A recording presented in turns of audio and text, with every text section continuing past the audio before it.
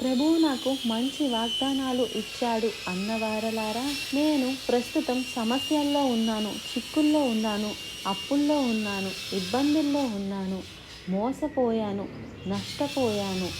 నాలో ఉన్న పాపాన్ని జయించలేకపోతున్నాను. నా బ్రతుకేంటో నాకు అర్థం కావటం లేదు. నా బ్రతుకులో దీవెన లేదు.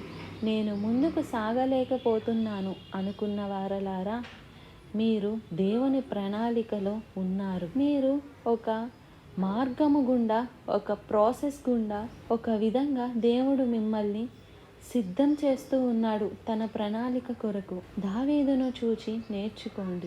దావీదు జీవితంలో అభిషేకించబడ్డాడు అన్న మాటే కానీ ఆ ఆనందం, ఆ సంతోషం అతనికి దొరకలేదు. వెంటనే సౌలు రాజు అతన్ని చంపడానికి ప్రయత్నించాడు. అంతకుముందు దావీదు